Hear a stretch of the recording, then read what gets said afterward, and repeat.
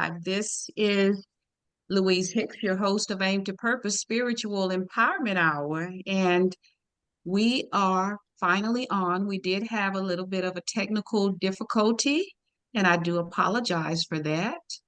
But we're here now, and we hope everybody is well. We have our special guest here, Jewel Bowen, Dr. Shima Johnson, and Minister Fred Shaw. And thank you all for coming in. And again, everyone, Louise Hicks, your host of Aim to Purpose Spiritual Hours, Spiritual Empowerment Hour. And we are so excited about the topic today that we're going to talk about, because we're going to talk about celebrity fever. Is Hollywood/entertainment toxic to our Black community? And it's such a vital topic because we have a lot going on in Hollywood, and it really does impact our Black community because many of us do have celebrity fever. And that celebrity fever is not always positive. So again, Louise Hicks here. Please go to my YouTube channel, subscribe, which is aimed, AIMED, the number 2, Purpose Radio.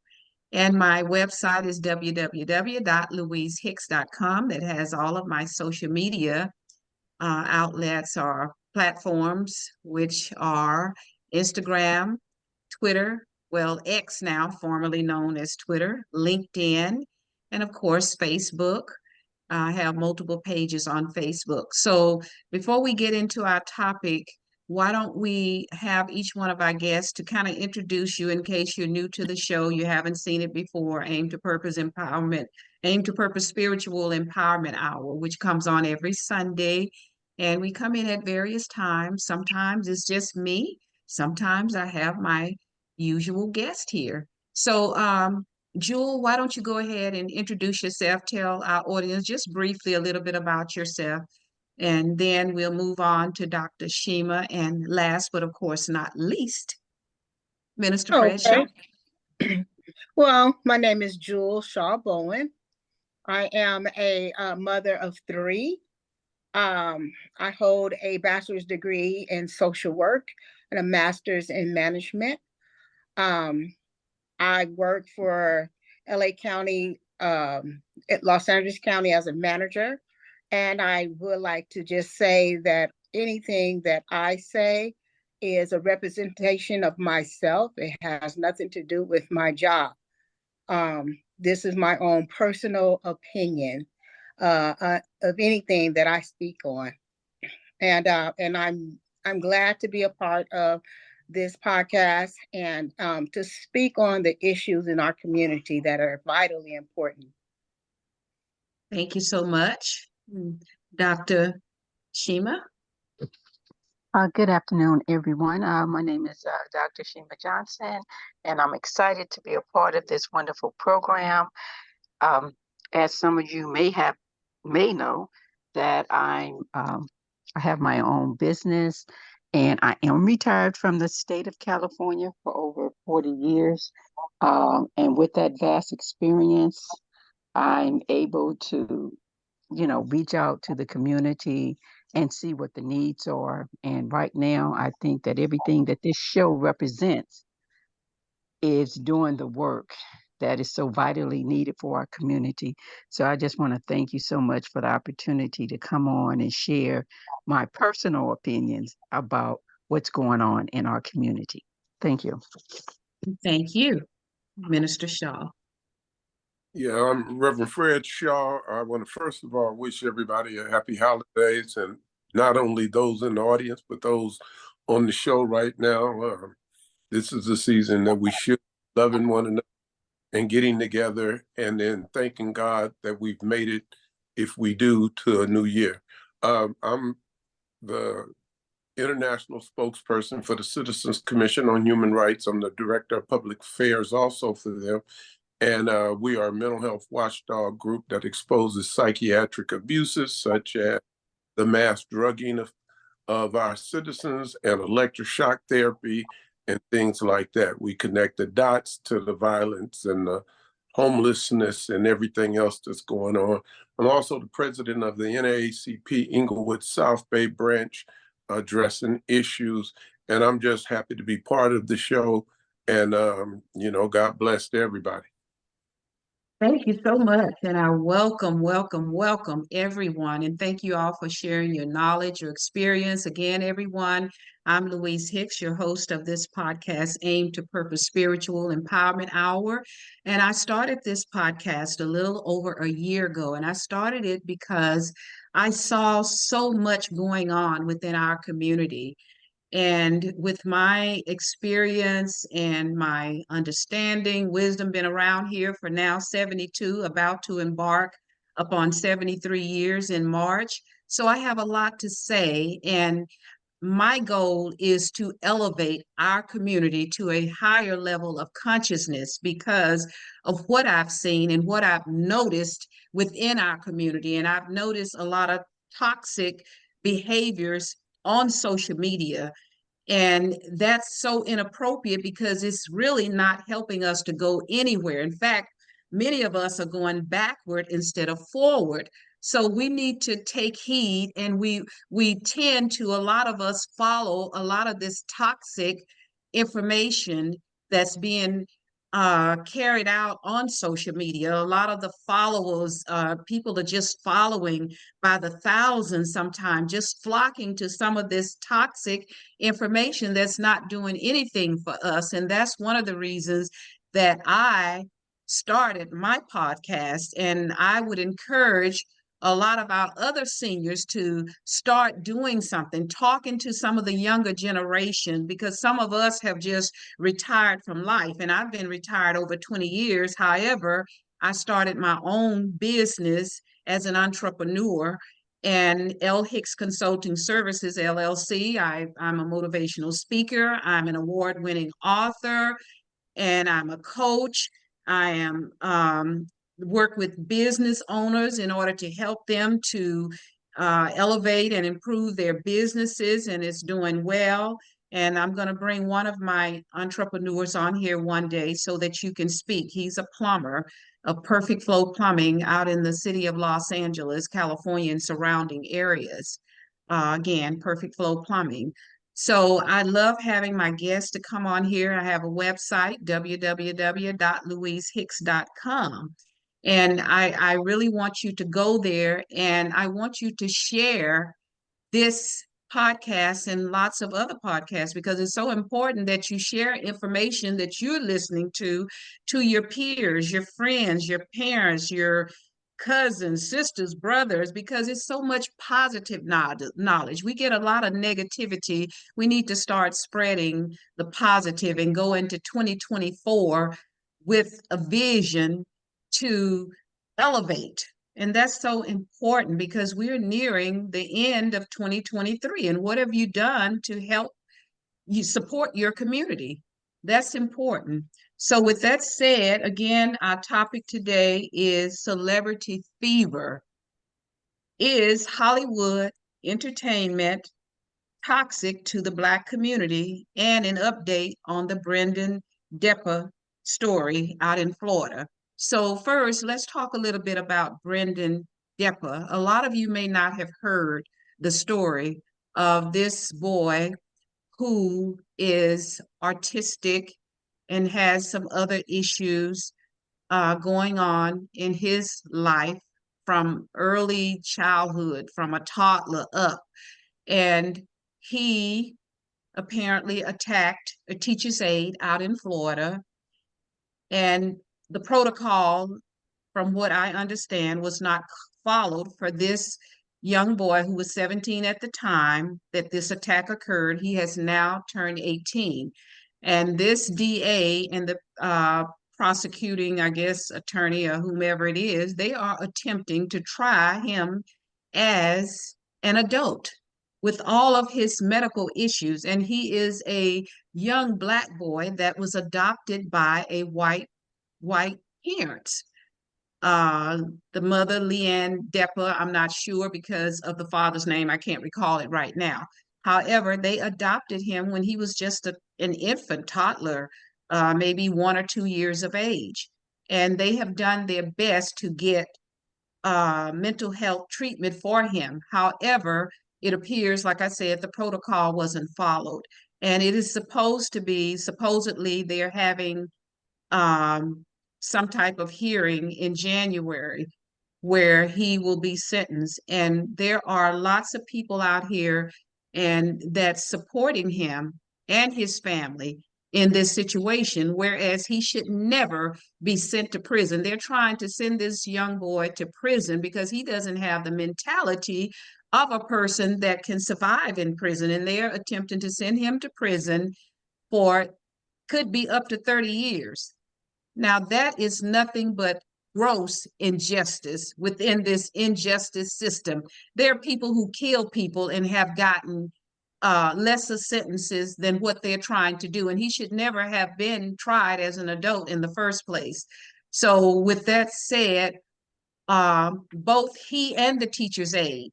And this is not to minimize what happened to the teacher's aide because that should have never happened. However, you have to put the blame where it belongs, and it belongs on that school district out in Florida, as well as the mental health system. And I know the mental health system all too well because I've been dealing with it for 25 rather plus years with my own son who was diagnosed with a rare cancer at the age of 14 and went on to involve himself in drug addiction and depression because it was a lot. It was a challenge, and I'm still being challenged. He's 42 now.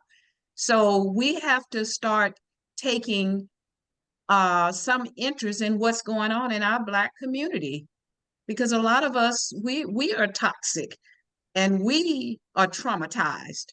So we have to take a look into that. With that said, I want the panel to give their thoughts about this Brendan, it's Brendan, Brendan Depa's case, and just briefly give your thoughts about it and how you think it should be handled.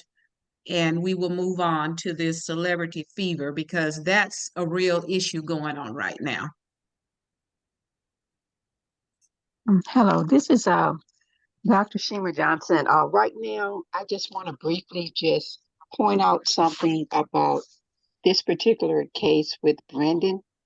I thought it was very interesting that in Brendan's IEP evaluation, it stated that he is to have, that they're not to remove his Nintendo game from him. It's in the actual paperwork.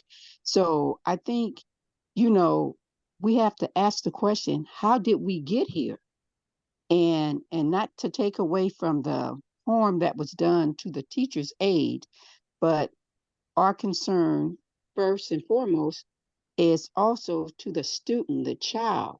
And if you hear and have read up on the history of what happened in this particular case, everyone that failed him, also the parent, the institution, mental health, he didn't get the treatment that he needed. And they also talked about how his weight, how he gained over 100 pounds by the medication that they gave him. But I think it's very important that we focus on that he was to have that Nintendo game. It's in his IEP. And the question is, why did that teacher's aide take it from him? And why was he so aggressive? Because it's part of his treatment, more or less. That's how they keep him focused. So that was something that I thought was very interesting. And, we can talk about that, or people can go back and review what's going on with his case, because we need a lot of eyes on this. We need to really follow through and talk to people in our communities, write letters to Miami. As we know, Miami is known for taking our children and arresting them and placing them as an adult. He went into the system as a child, and now, because his birthday came up, and then you're going to now change everything. and charge him as an adult, and his mental stability, he's not at that level. It's just so much. I'm so glad you picked this particular topic to, for us to even discuss as a community, as parents, and, you know, people who care. So I'm glad to just voice my opinion on what I think one of the issues is. Thank you so much for that.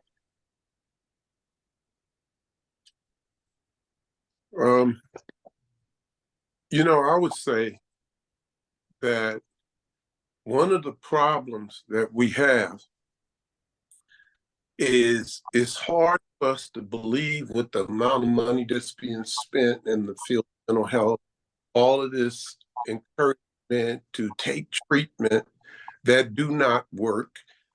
This is not my opinion. This is the fact that, as Dr. Seema pointed out, the young man's on medication and it doesn't work. He attacked the teacher anyway. So if you're giving me something that's supposed to help me with that and it doesn't work, then why are we still using it? It's because the system itself is failed. It is an idea that they have given us that does not work, and we hang on to the idea that it will work. And so a young man like that get treatment. He's been diagnosed with probably, I think it was 3, 4, maybe even as many as 5 diagnoses, and then it doesn't work. The fact that they will do this to this young man is based on the whole thing. Where is the training that we are paying our tax dollars for, that they don't read, like Dr. Seema said, the IEP that says you don't take his game.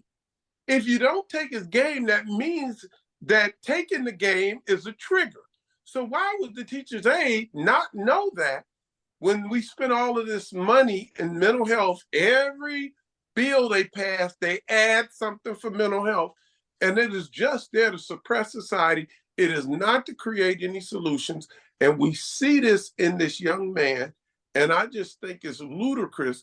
And we all need to be rising up to make sure that this stops happening and they quit giving the medication. I have shown on this show the booklet, Psychiatric Drugs Cause Violence and Suicide. So why are we still doing it?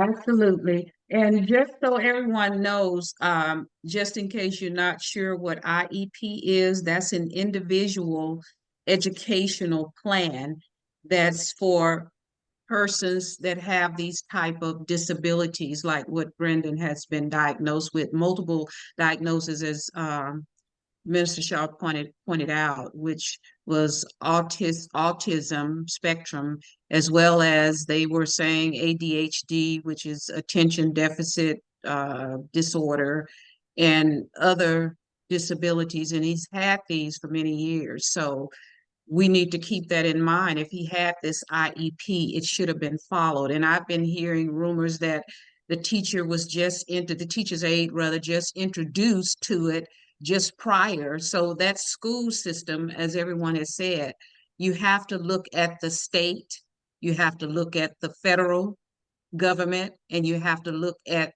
the school system. Everyone failed him, and his parent apparently did everything they could to get him some help. However, everyone failed that family. So go ahead, Jewel. And then we're going to get to the topic again. Everybody, this is Aim to Purpose Spiritual Empowerment Hour. Sorry about that, Jewel. Just want you to share this video because this could touch your family, and this is information that could help you to better understand how to navigate through this broken mental health system, medical system / medical system, so that you can get your loved ones the help that they really need. Okay, so thank you for that, Louise. Let me say this. In my experience, dealing with mental health for the past 30, 35 years, and I'm being very careful as to how I put this. But when you don't have a voice to advocate for yourself or for someone to advocate for you, you get pretty much lost in the shuffle. And in this case, it appears that there's been bullied by psychiatric in terms of how they just do things the way they want to do things. And yes, the system has failed this young man.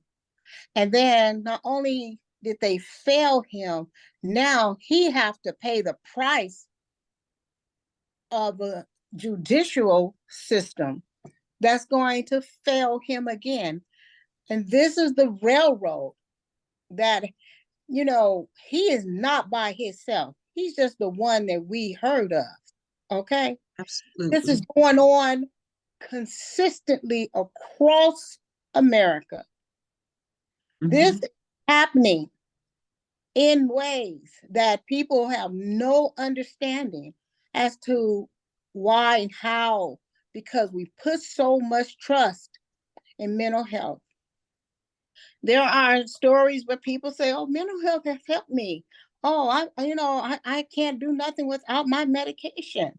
And then there's those other stories where people have jumped out of windows, 6 stories down. There are, the suicide, there are the homicides, and I've seen it all. I sit in the position where I can see it all. So I don't have to make it up. I don't have to create something just to be talking on this podcast.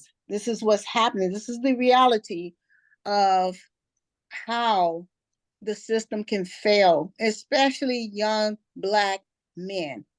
Sometimes you don't have to get beat down in the street by the police.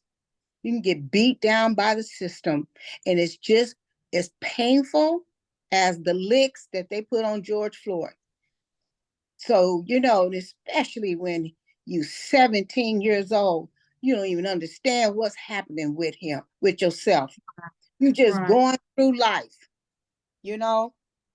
So, and as much help as the parents have tried to give him, they're still uneducated because they don't have the reality as to what is actually happening to this young Black kid. Should we spell it all out?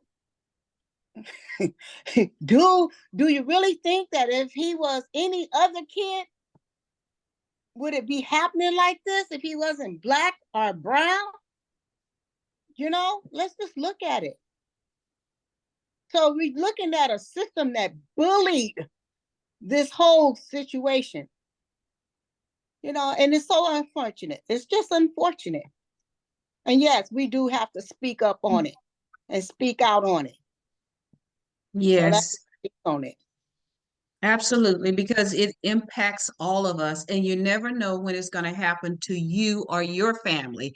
No one is immune from this failed mental health medical system. Any of us can fall prey to it. So you always need an advocate. That's why I became an activist for my son, because I knew exactly how this system operated, working in it myself for over 30 years in the medical aspect of it, And, not directly. and let me just say this. I am a parent who have had to deal with this on a very personal level. Okay. So I know what I've had to go through and I know what I'm talking about. Absolutely. When you've dealt with it on a personal level, you do know. And I see your hand up, Fred. I'm not going to ignore you. I see that you want to say something else about it. And it's so vital because it impacts all of us, particularly more. It affects more Black people. And we know that because of racism and because of the root cause of everything that is happening in this society with us as Black people, which the root cause is slavery. And a lot of people don't want to touch on it. However, we have to call it for what it is. It stems from slavery, these inappropriate behaviors, the self-hate, the hate on one another, all of these things go into play, and it's part of of what we need when we need the counseling and so forth. And so the system fails. And we know if you follow the money, you will see why it is the way it is, because of the money that's poured into these corrupt politicians from big pharma and other corporations and so forth, because they don't want to do anything about this antiquated system. The medical system is broken, the mental health system, the whole America is broken right now when you look at it, how it's going. So it's just broken. So go ahead, Minister Shaw.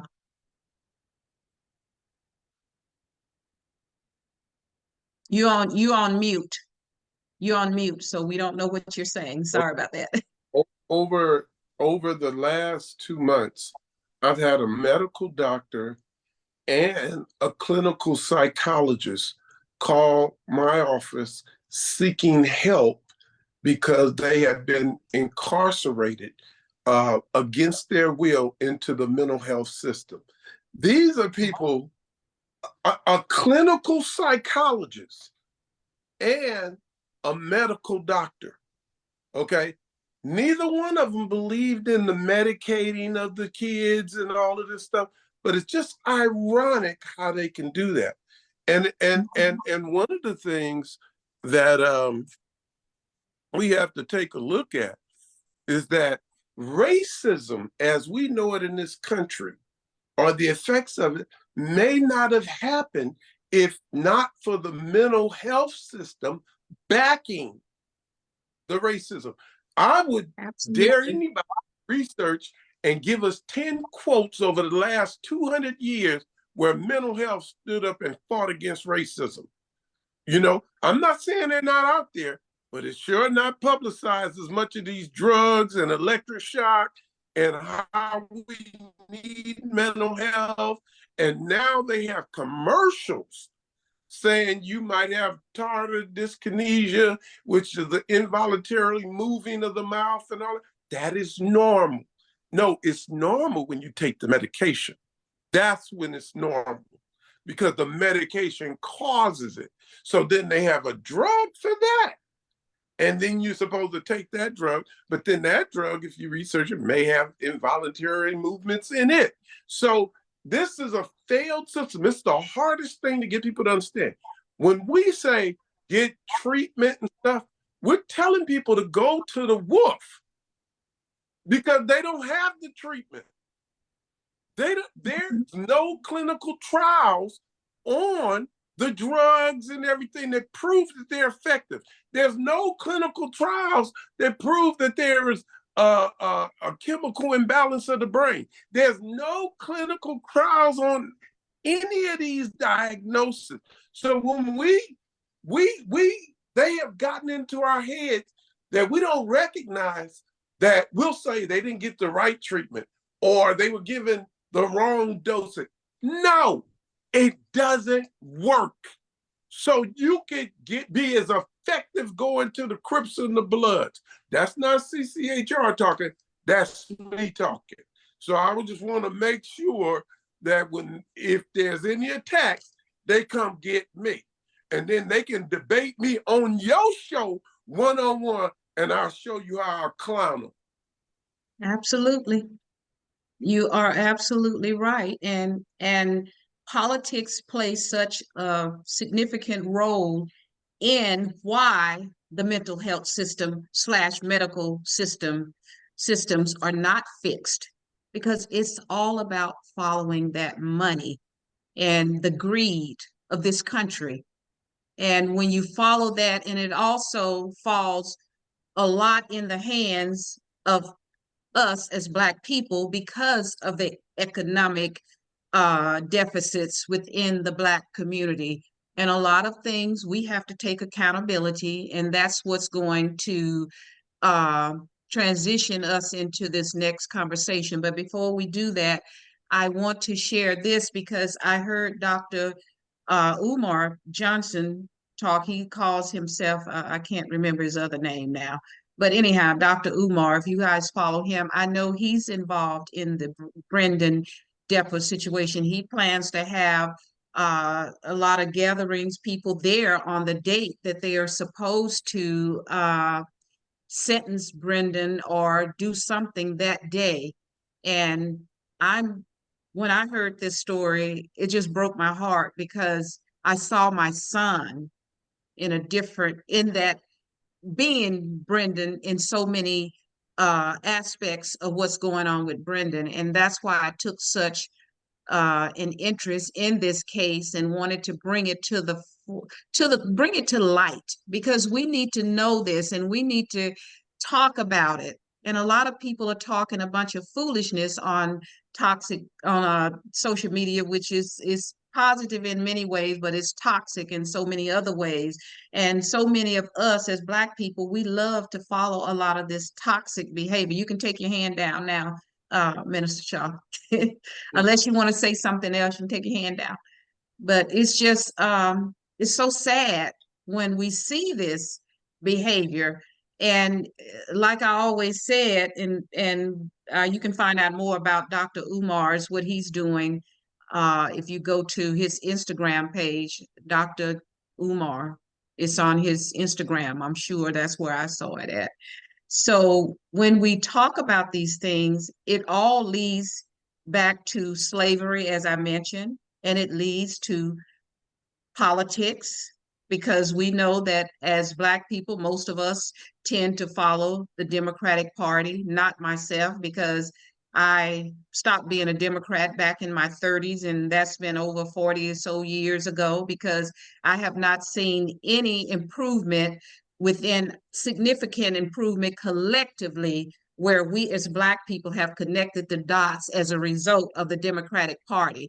And I know the elections are coming up, 2024. I would not be voting for either candidate because I can't see myself voting for Joe Biden and Kamala Harris. Didn't vote for them before, would not be voting for them this time, nor did I vote for Trump, would not be voting for him this time. So that's just my personal perspective, and anybody can vote for who they want to.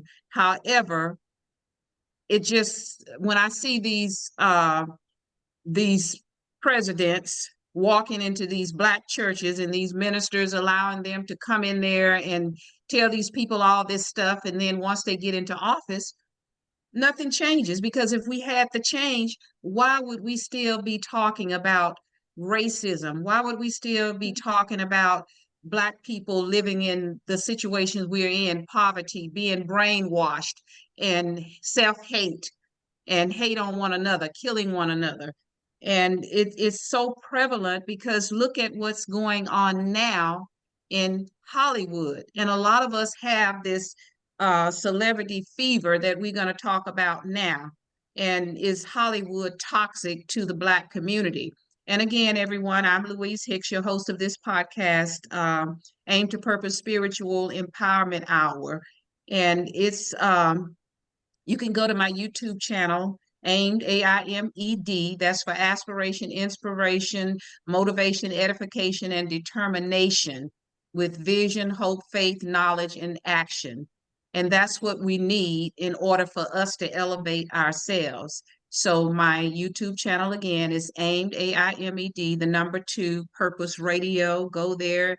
You can subscribe. There's lots of content. I will be putting more positive content out there, more awakening content, because we have to elevate ourselves. Nobody else is going to do it for us. My website is www.louisehicks.com. That gives you all of the other platforms that you can go to and see where I'm coming from and my own personal perspective on life, living in this Black skin for 72, almost 73 years, being this mad Black woman. And I'm very proud to say it, meaning motivated and determined to support our people, because I believe charity starts at home. So with that said, again, our show today is Celebrity Fever. Is Hollywood/entertainment toxic to the Black community? I, from what I have seen, can say, yes, it is. It's toxic. And it's toxic because of how we as a people, we tend to just look at and idolize these people. And look at all the toxicity that's coming out of Hollywood right now. You had P. Diddy. Well, first you had Bill Cosby, not first, he wasn't the first one, I'm sure, but the first that I can recall that has been so much commotion over. Bill Cosby, what's the other one's name? R. Kelly, P. Diddy, Jamie Foxx's name has been mentioned in it. And now we have this new person that I had never heard of, um, Christian Keys, just came out with a slew of allegations Yeah. against some billionaire in Hollywood. And I want to read a little bit from what I pull from the root. And this article came out today from what I saw. And it says, who is the powerful man who sexually assaulted actor Christian Keys? And this is how they're telling how Black celebrities are reacting to it. And it says his career began to take off as he garnered a following, appearing in made-for-TV movies such as Lord, All Men Can't Be Dogs, opposite Vivica A. Fox, and stage plays such as Tyler Perry's Madea Goes to Jail and What's Done in the Dark.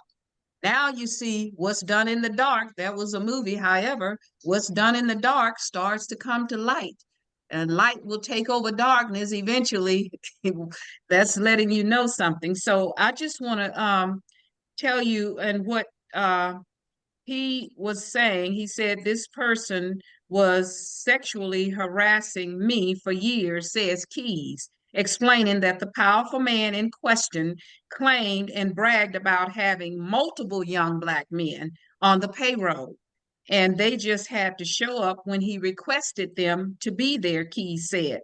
Clearly, that's why it felt to him that it was okay to say these things.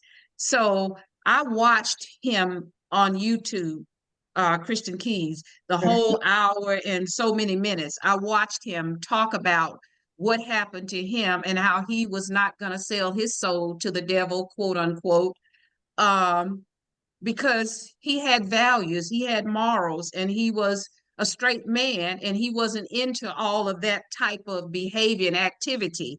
And he says he has tape recordings and other documents that he's going to be taken to the police, because I listened to the whole and watched him as he spoke about it. And he's very adamant about what happened to him, whether anybody believes it or not. He says he can even take a detector test about it. And I want to tell you a little bit about what some of the feedback was from some of these celebrities. Here's one. The Hughleys and Scream 2 star Elise Neal wrote, "My brother, I understand, and I completely am with you," under Key's Instagram post. And she added, "I've been in these situations and I'm proud of you."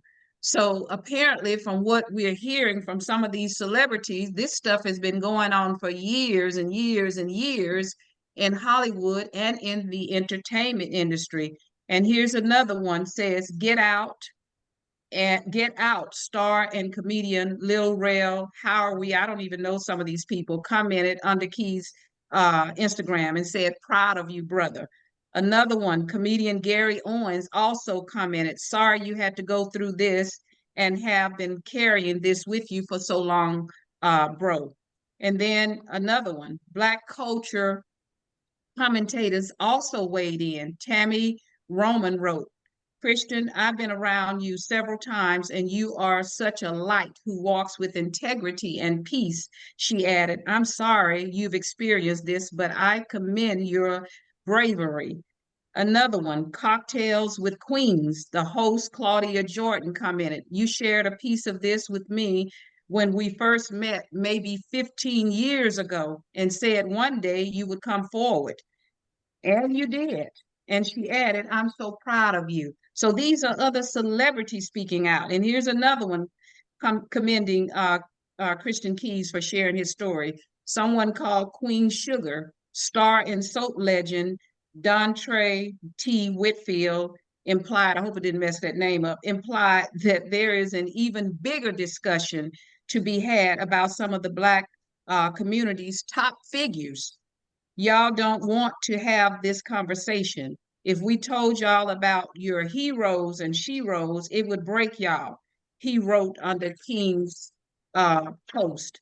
So it's a lot of these celebrities now are coming out, according to this article that I read today in The Root, that they are, and it's not shocking to me at all about all of these allegations, because I've heard it before, and I've heard celebrities speak out about certain things, and all of a sudden they got quiet. So this person is allegedly a billionaire. Who the person is, some people are speculating.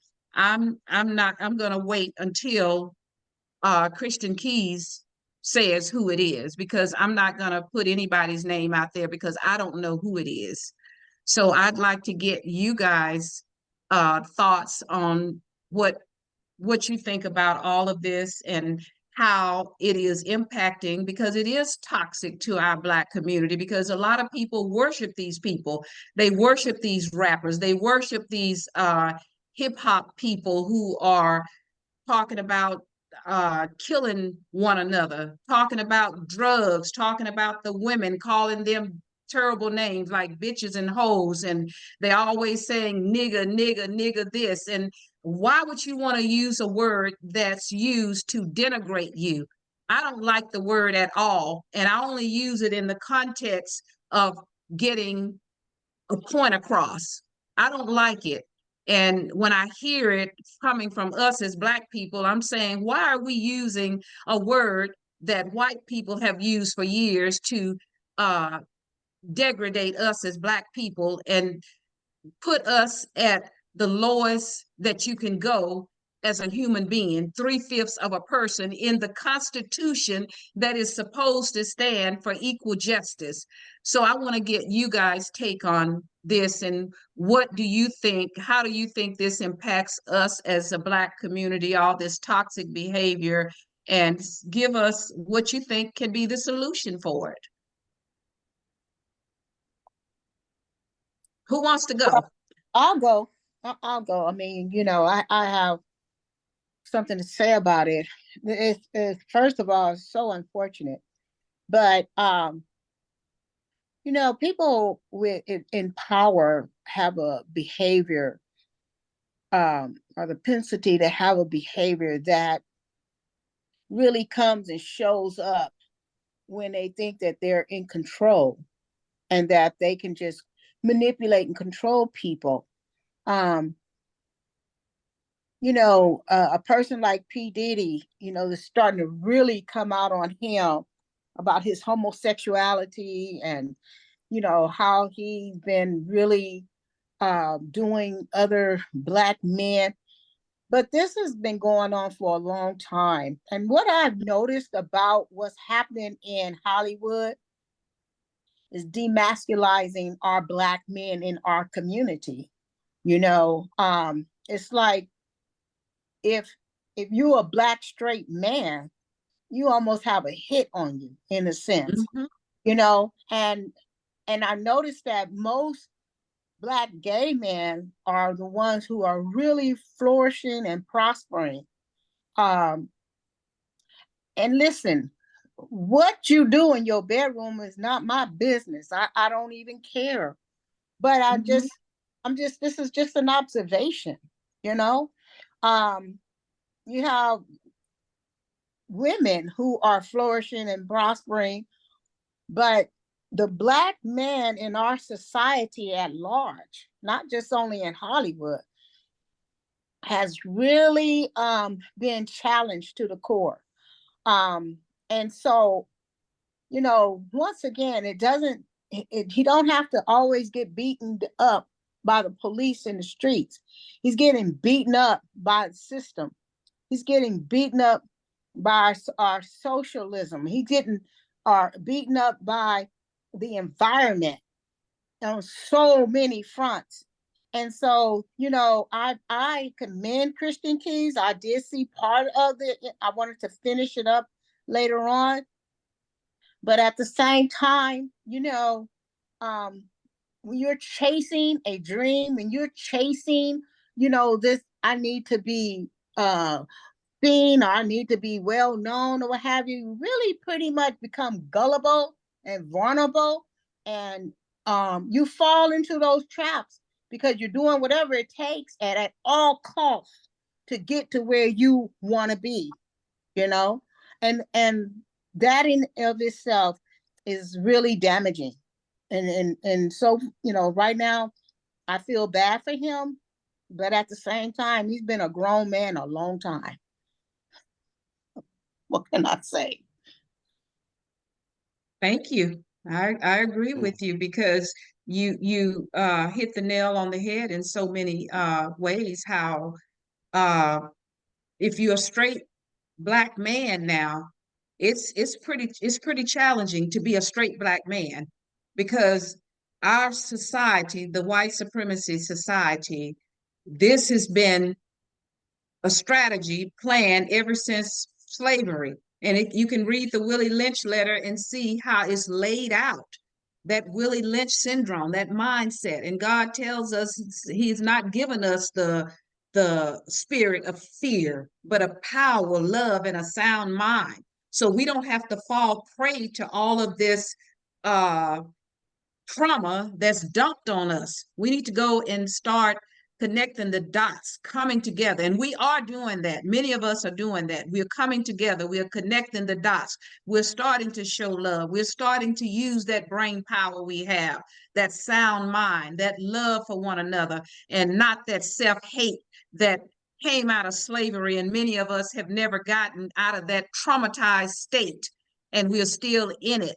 So we have to bring our family structure back together because that's one of the things that this whole society by design did it. And I lived it. I know how they did. They ran the fathers out of the home so that because they couldn't find work, couldn't find jobs, and so forth.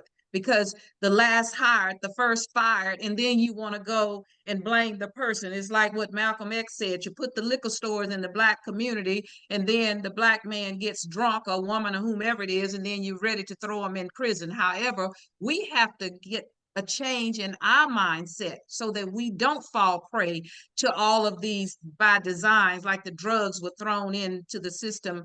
And this one white guy talked about it, and the next thing you know, he comes up dead, and they claimed his name was Webb. I can't recall his first name right now, but the last name was Webb, if I'm not mistaken. And next thing you know, he's dead, and they claim he committed suicide. So the FBI and the what's the other one, the FBI and the CIA. But we didn't have to take the drugs. This came along in my era. I didn't take the drugs. So we have to take accountability and start doing some due diligence research, connecting the dots, and unify, come together, start listening to positive information, and not all this toxic social media out here that's not doing anything but continuing that Willie Lynch syndrome and brainwashing us. So who wants to speak next? Dr. Okay. Johnson? This is a wonderful topic that you brought up tonight, especially talking about Hollywood entertainment and is it toxic to our community? The question is it toxic to our community? And I would say, yes, it has been for over 100 years. We can go into that. And the reason that Hollywood is toxic to our community is that the way that they target our community. See, they put things before us that we could never truly attain. They place it out there. And what would you do to receive their lifestyle? We have to go back to the movies. We can go back into music and dance and everything that we look at, we glamorize Hollywood. And so it becomes toxic to our communities because it deals with the mental. health of our people. We're going back to, it's just going back to the education. It's going back to where we, how can we change this dynamic? Is that we need to be able to voice, to say something.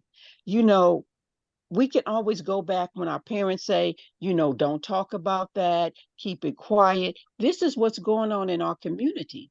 When people step up, just like this young man, he stepped up to talk about what had happened to him. And even though he kept it a secret for all of those years, but it's a lot of things have happened to people in our community, and they try to share it in the churches. They try to talk about what's going on in our church community, in our schools, and everything that we do.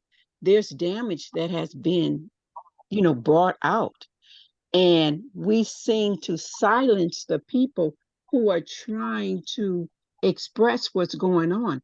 And so when we don't allow them to have a voice to share what has happened to them, then we're looking at this explosion. It looks like an explosion right now, where you have your Will Smith and your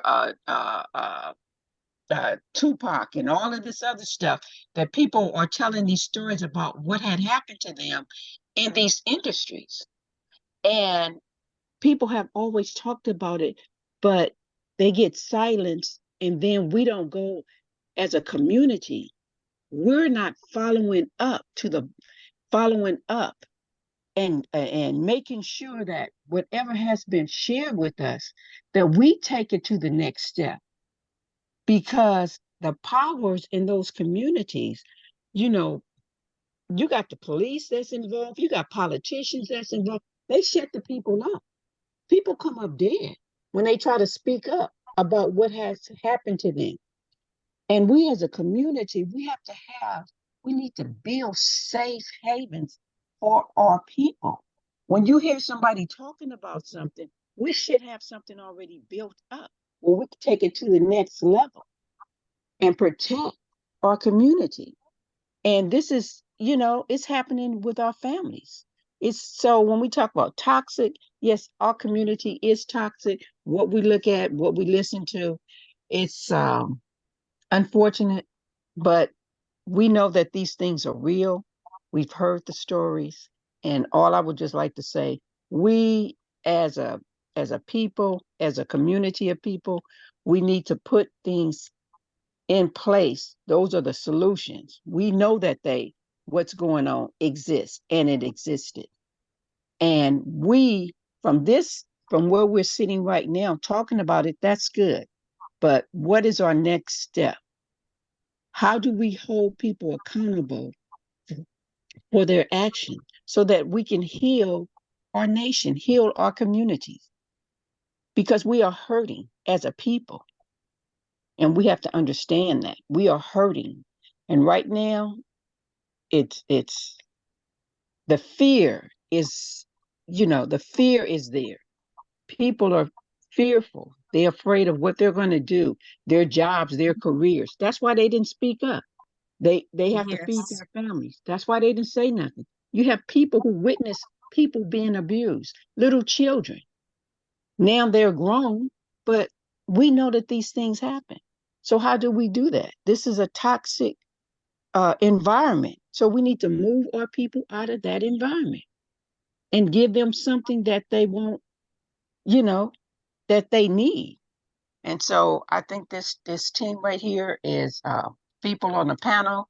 Your voice is I feel so good. I feel really good to listen to the passion that everyone has about this subject. And it's just taking us back to dealing with the system, mental health. I think this is a mental health issue, what's going on in Hollywood. That's just my personal opinion, and I'll leave it back up to the host. And you're so right. And a key thing that you mentioned is education. Education is vital. And when I say education, I'm not talking about going to the university of this and that, Harvard, Yale, and whatever, the state university. I'm not talking about that. I'm talking about education of our children. First, we have to educate ourselves. Then we educate our own. One of the problems we have was integration. Integration did not help us. The Civil Rights Acts of 1964 did not help us, because if it did, we wouldn't be in the situation we're in now. Here we are out here, 64, 74, 84, 94. We how many years? Multiple years. And we're still out here talking about our civil rights, talking about reparations. They're sending, the Biden administration sending all this money over to other countries that never voted for him. Black people went out and voted, and he told Black people as if he's their massa.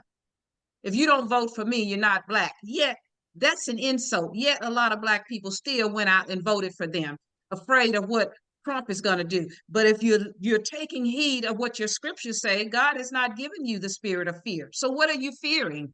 When Trump was in office, I didn't fare any worse than I am now that Biden and Harris are in office. So I'm not fearing if Trump does get back into office, because I don't look to man for what I need to do, because God has not given me the spirit of fear, but a power, a sound mind, and love. So whoever gets in office, I don't look to them. So what we got to do is educate our own. When we put our children out here to be educated by the oppressor, that's an issue in itself.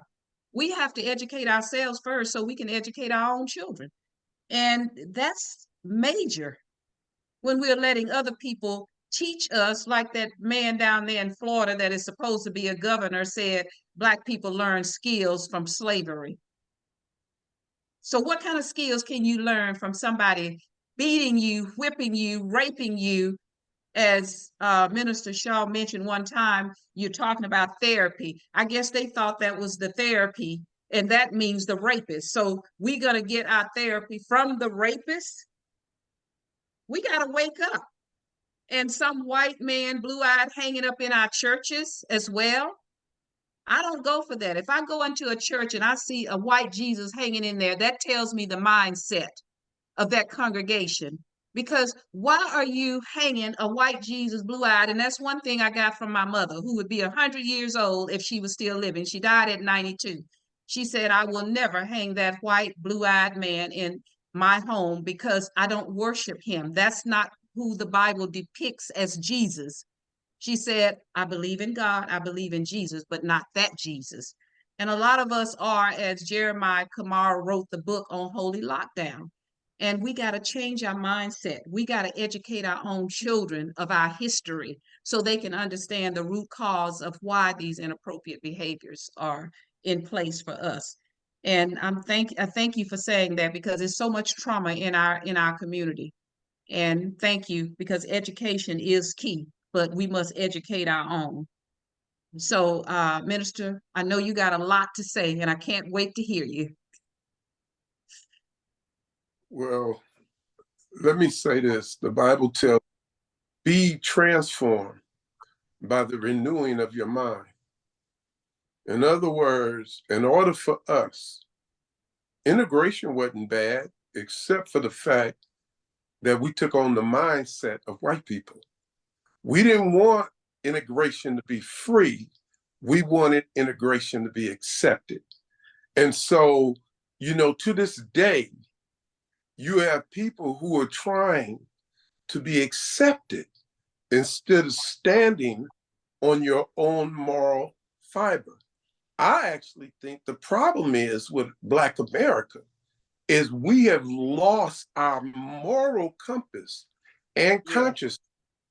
And so when we, I'm gonna say this, when me and Jewel Bowen ran group homes for boys, we forfeited about $64,000 a month because we wouldn't drug the kids, because we have integrity. Now the only thing I don't know about this brother is, did they sexually take advantage of him? Well, if they did, I feel sorry for him because he wasn't a man.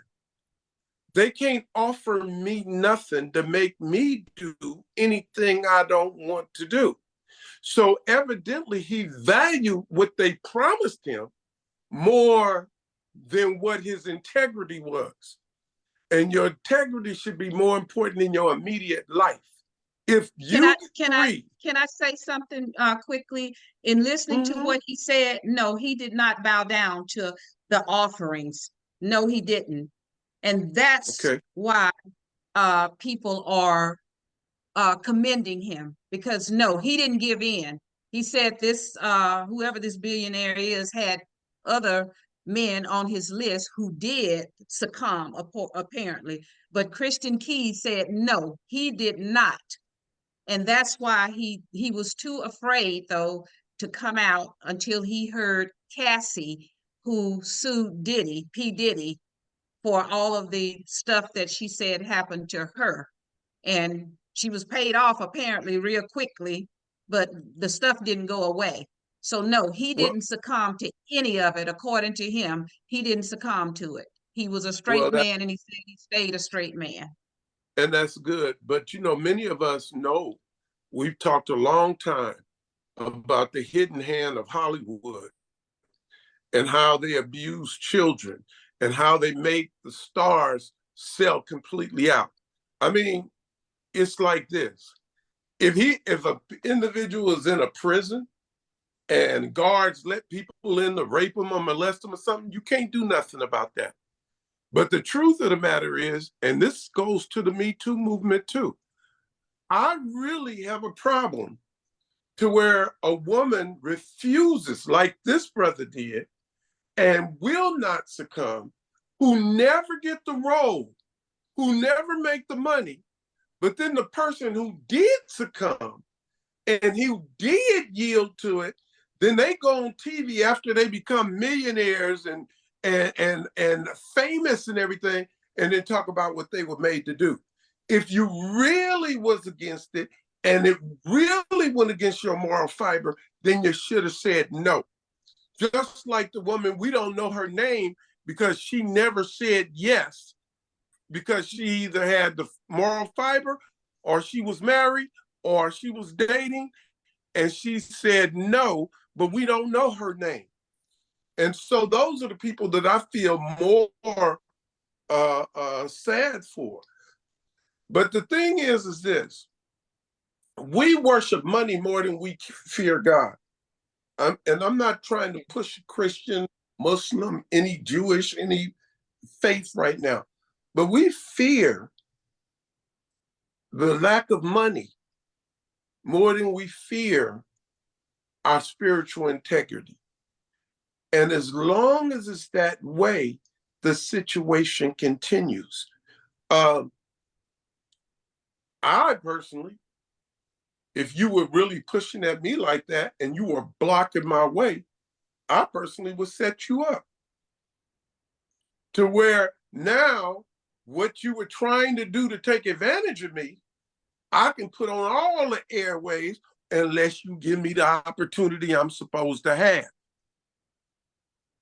I know that one of our famous Blacks talked about how a movie producer groped him in front of his wife. Well, people who know me tell you that he never could have done that to me, or he would have woke up and apologized, because there's certain things you don't do to men.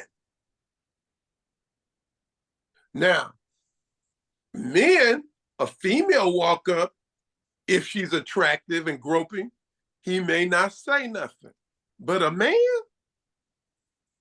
I'm just telling you, and it made me lose respect, because everybody would have known if he'd have knocked him out.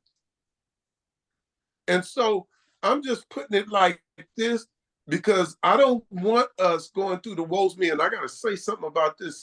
You mentioned about the images of, and they calling our women bitches and hoes and different things like that. Let me just tell you, that was by design. Yes. They came with gangster rap put the money behind it because they wanted to boost the prison industrial complex. So you send your messengers out to talk about killing a man and gang banging and doing all that, and you pay these guys and you show success, and then everybody else follows. So these are the type of things that we're looking at in our community. But as long as we yield to the mindset of other people, as long as we don't have what is right and wrong and what we should do, find the white guys that are out there calling their women B's and W's and stuff. You know, you don't really even see it in the Hispanic community. Some, but not a lot. These things you're right. are designed for us to create our own failure and to view each other. You talk about Willie Lynch. If you listen to the words, the men are dogs, women are bees. Well, what is a bee? It's a female dog. Right. So what does a dog birth? Dogs. So when we call each other, the women calling the men dogs and we calling the women, we picking right into the biological points of this. So, I mean, I don't want to talk all night. I know it's getting late, but it irks me because as long as we blame other people for our condition, we will never get out of that condition. Absolutely. We have to quit killing ourselves. We have to quit drugging ourselves. The white man can give me the guns. That don't mean I got to use them. They can give me the drugs. That don't mean I got to take them. So if I keep going back to this moral fiber of what is right and wrong. And I can show you in our museum, or your audience can go on the cchrint.org, go to the museum, and you will find where this is all coming from. We got in the museum when they said, basically, we got to go get away from the crippling burden of good and evil put on us by our parents and teachers. This is one of the top psychiatrists in the world in 1940 saying that. That plot has been there ever since. So Willie Lynch is just one attack. Mm-hmm. They were talking about all the kids. And you know, they talking more about us. Final thing. If you ever watched the movie The Godfather, yes, they're having this meeting. And in that meeting, they're trying to figure out if they want to mess with the drugs or not. And one of the guys gives a speech. He don't want it around children. He looks at it as an infirmity. Keep the drugs in the dark people. Let them lose their souls. They're animals anyway. That's right there in that movie. yes. And I appreciate them putting it there, because at least we get to see what the thinking was. Don't kill white folk, but just put this over here with the black folk. Make money and let them lose their soul. So we have to come with a different mindset. And then I appreciate the opportunity to express that. And thank you for that, because that was so valid, because it is by design. And look at what the prisoners are doing. And many of them, as you can see, the prison complex is mostly Black. That's by design. It's not a coincidence, because many white people do this stuff and slap on the hand, sometimes nothing. And look what they're trying to do to Brendan Depa, a disabled boy, when he did this, that they didn't follow his IEP, the individualized educational plan. They didn't follow it. And this is about renewing of the mind. So we have to take some responsibility. There's too much information out here. And many of us are following toxicity on social media. I mean, some of these people got 300 and 400, 500,000 followers, and somebody that's feeding them some information is vital to elevate our community, they won't even subscribe or follow you. And that brings to mean to say again, this is Louise Hicks, your host of this podcast, Aim to Purpose Spiritual Empowerment Hour. Go to my YouTube channel, please. Thank you for your support, the ones that have, and subscribe. And that's AIMED, the number 2, Purpose Radio.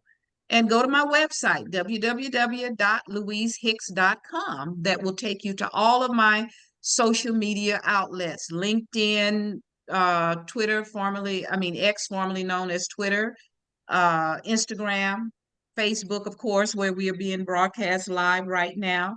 And this young man, Christian Keys, I'm proud of him too for telling his story. And I've watched the entire story, and he's 48 now. And I believe, if I'm not mistaken, he said this has been going on for almost 20 years or so. And I see your hand, Jewel. You'll get a chance to speak. It's been going on for, I believe he said 40 years. I'm sorry, almost 20 years or so, which is sad, but he said he was afraid. And now that he looks back, he's saying that he wished he had done something then. But a lot of times our mind has not been renewed to that point, and being afraid. And like, I think someone mentioned that many people are afraid. They have this fear because you got to feed your family. And he said no, even though I believe he said he had about $3,000 in the bank, and he knew he had to help pay rent for his child and so forth and all of this. However, he said no, that's what he said. And he said he's willing to take a lie detector test and prove his point, and said he has tapes because he realized that he needed to get some type of evidence. But the Cassie situation against P. Diddy, gave him the power. I guess it empowered him that it's time. And now we don't know who this billionaire is, but he said it will come out.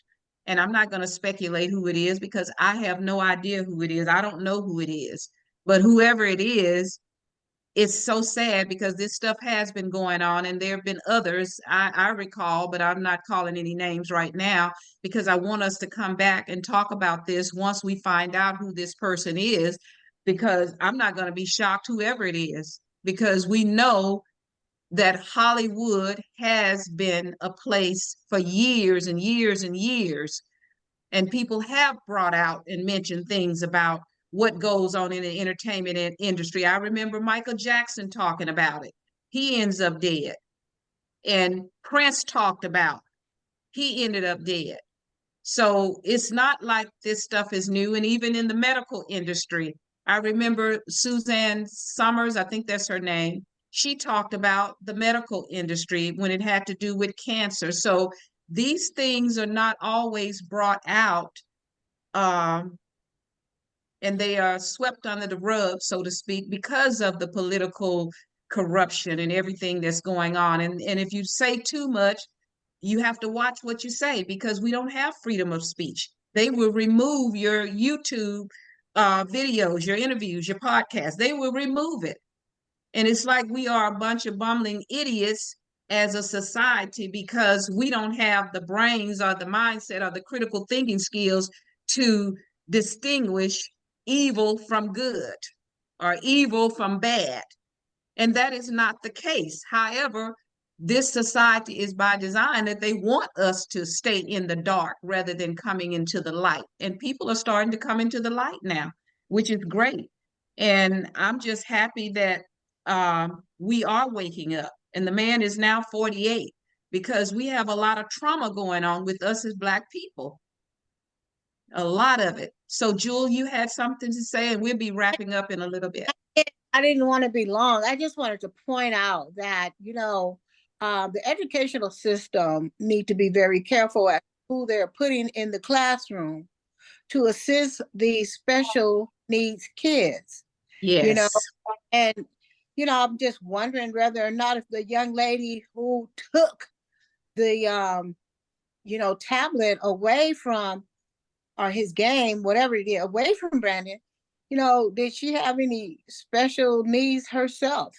What is it that she didn't understand, or what type of instructions she didn't follow, or did they even give her the instructions?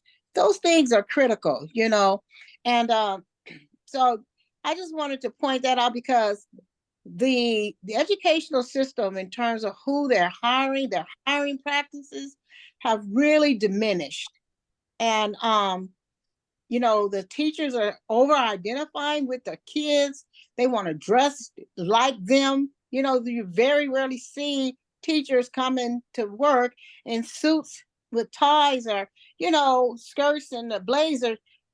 They're very, very relaxed. And this, and as long as you're able to educate kids, that's fine. But in this particular case, I don't think that the young lady may have understood her assignment, or she could have been special herself. I don't Well, we know. don't know. All we know is that it's unfortunate that she was attacked. Both were victims. But let me share with everyone, with our audience, who um, Christian Keys is. So give me a moment here, because here's a picture of him. I didn't know who he was because I had not. I probably have seen him in some of the, maybe in a movie of Madea's movies or Tyler Perry's movies. I don't know, because I have seen some of them. But I don't recall, I didn't know who he was when I first heard the name. And this is who Christian uh, Keys is. That's a picture of him for those others who may not know, because I'm not really a bandwagon person that follows these celebrities, because I don't I'm not a worshiper of any of them. I watch some movies, like I just watched this movie recently with the uh, Michelle and Obama movie, uh, Leave the World Behind. And it was an interesting movie. I watch movies that have substance.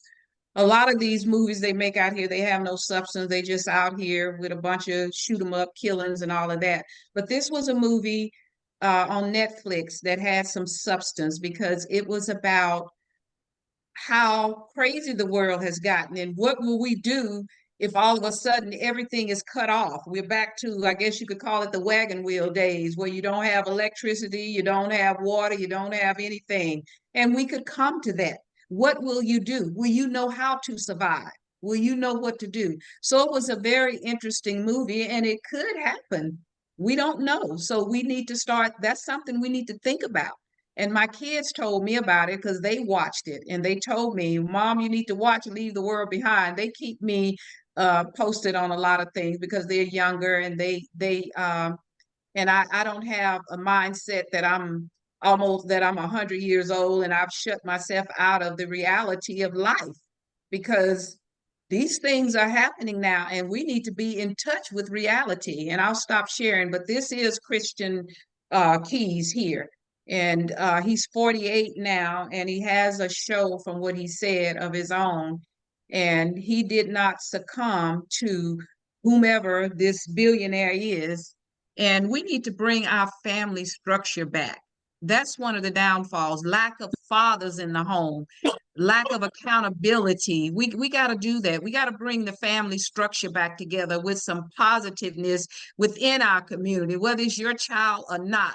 We have to start taking accountability for our community collectively, not just your child, or not looking at. We got to stop worshiping these entertainers and these Hollywood people, because these people, just because they have money, that doesn't mean anything. These white supremacists will take you down if you go against what they feel you should do. So you don't have any control. And that's what we got to do. We got to empower ourselves through investing within us. We got to build our factories, and we got to build our banking institutions. We got to build our own educational institutions. We have to start building an ownership of something. We have too much money coming through our hands every day. We have almost $2 trillion per year coming through Black hands. So how are we spending our money? We have to learn about financing. What legacy are we leaving for our next generation, our offsprings? We got to start thinking and using those critical thinking skills, connecting the dots. We got to do that. Otherwise, we are a doomed people. We got to. So, were you about to say something, Minister Fred?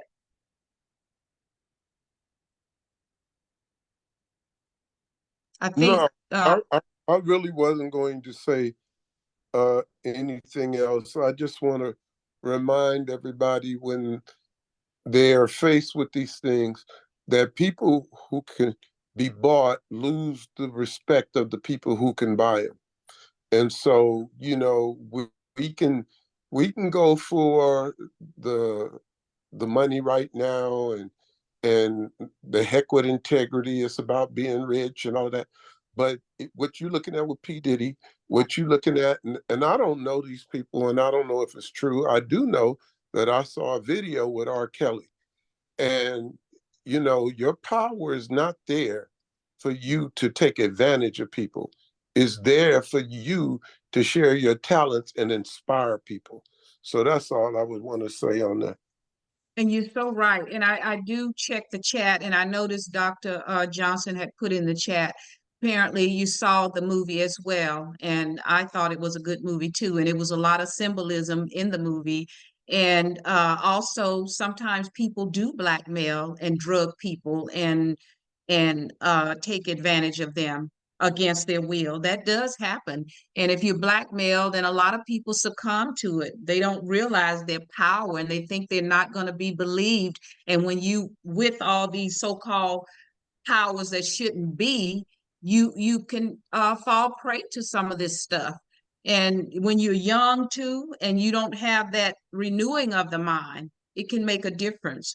So that's what we have to look at. And with that said, and I know we have a lot of trauma going on in our community, and that means we need to get counseling. We need mentoring.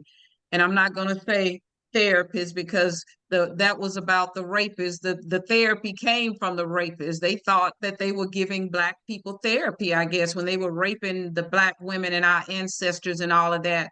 And we got to speak out about these things. We have to educate our own children and let them know so they won't be out here twerking at 5 years old, like this teacher who went viral was talking about these little kids out here twerking and wanting to hear some sexy red or somebody out here who is talking all of this food talk, has nothing to do with elevation in our Black community. And these little 5-year-olds who went to a ballet class, here's a 22-year-old educating these parents who got these kids twerking to whoever Pound Town is. I've never heard of them either because I don't follow all of this toxic stuff that's hurting our community. We got to stop following this, and we got to get a hold of our children and start parenting.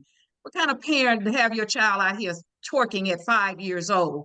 And why don't you have them learn about investing in the stock market, learning how to start a business? If they old enough to twerk at 5, they should be old enough to learn about starting a business, entrepreneurship, and learning the stock market. That's what we should be teaching our kids and educating them on who we are and why we are in the root cause of all this situation. Have them go read Dr. Claude Anderson's book, Black Labor, White Wealth, Powernomics, and all his other books. Do something like that.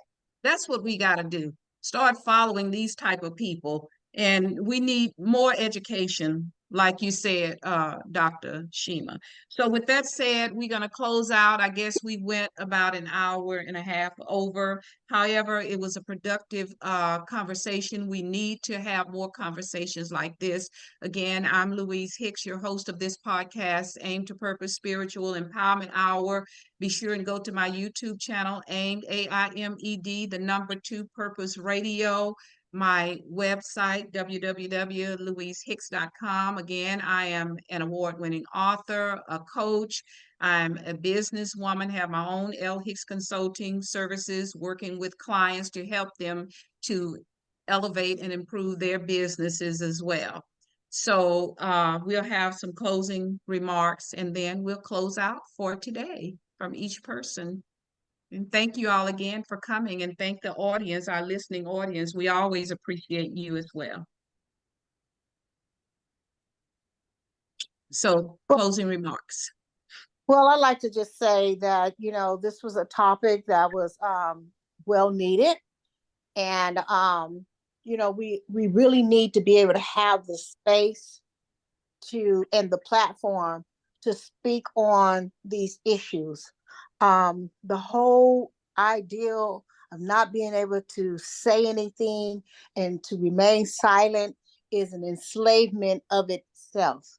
And so if we're not enslaved, then we need to be able to speak out and say what's happening here, you know?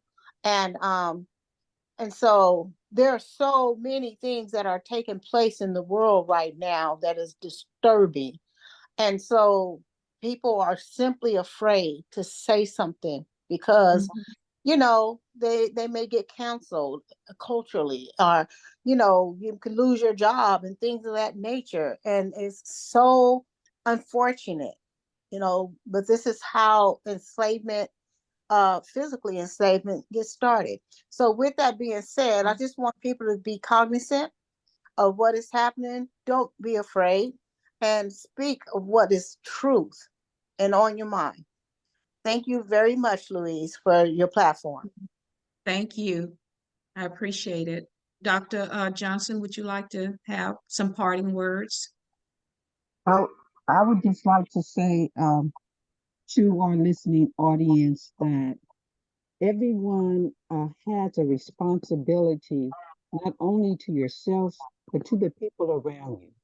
And so, by us having this conversation, we should move it from the stage of a conversation to a stage of solution.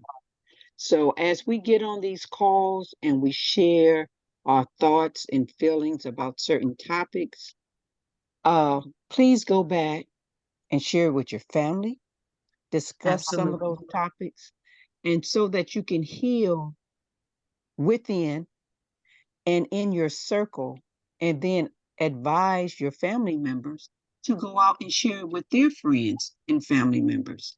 And this is how we can reach out and begin to heal our communities. We have to be the solution because we already know what the issue in our community is. So let's start to finalize and have solutions to what they say is a problem for us.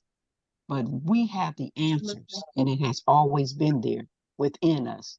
So we Absolutely. remove the fear and put in the strength and the courage that the Creator has given to us, and we are a better people for that. So I just thank you again. I thank everybody on the panel for their comments, and I'm moving forward with this topic.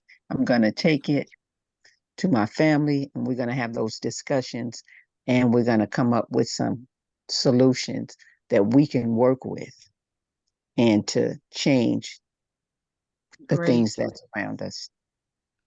Great. Thank you. Because that's what we need. We on here need to share as well with our family, our friends, share on your social media outlets, our conversations, because I know Jewel has a Facebook presence.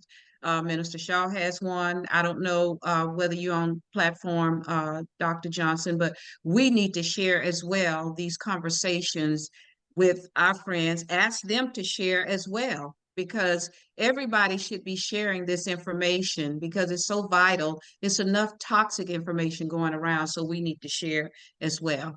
And I do share everything that we talk about. I share it on all of my platforms. I share it in my group discussions. I share it with my family, my friends, and we have to take heed, as the scripture says, take heed.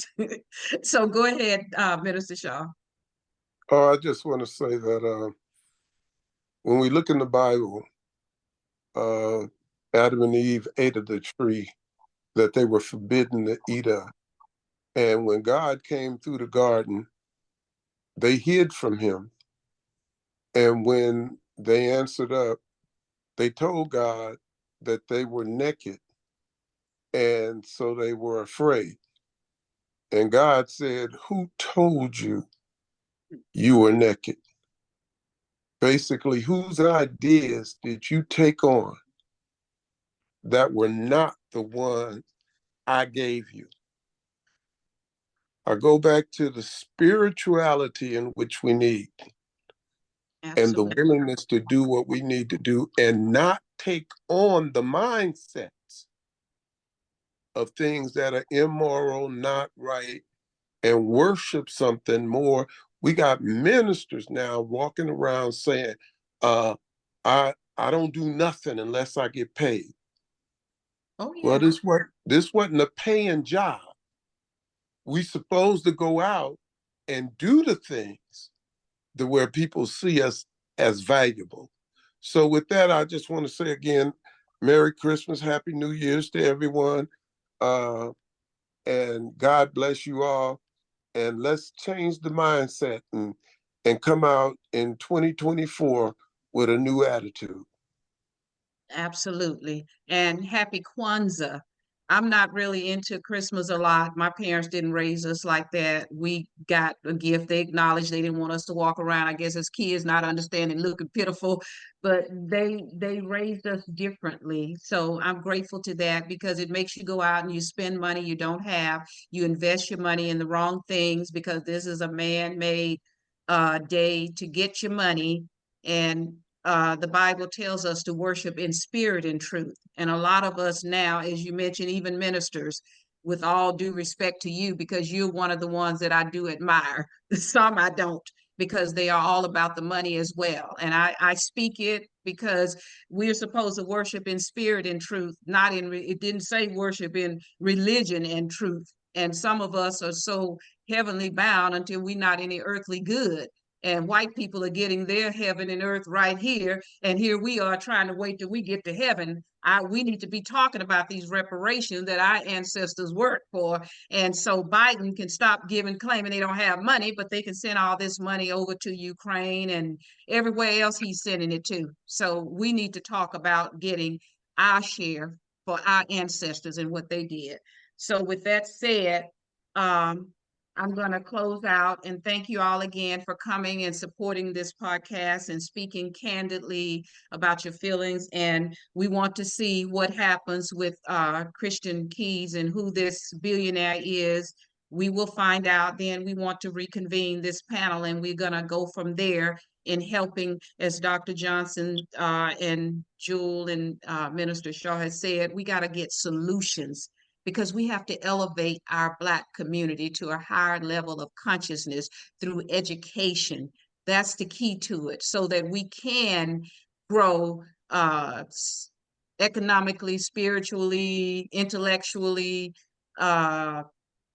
mentally, emotionally, physically, and socially. We need those things to grow and create ownership and connect the dots so we can come together and have something within this country where we only own now less than 1% of economic wealth in this country. And that's a shame when we are about 16% of the country of in the population. It's a disgrace. So we got to take accountability and responsibility because nobody else will for us. And I give a thumbs up to everybody. Thank you all so much. Enjoy the rest of your evening and your week. And thank you all. Can't love you enough for what you're doing to spread good news to the community because we need that. And with that said, you know, I always leave with your power lies within you. Let it loose because your destiny is your command. See you all. Bye-bye. And thanks a lot. Merry Christmas, everybody, and Happy New Year's to you. Thank you, and same to you. Bye-bye. Bye.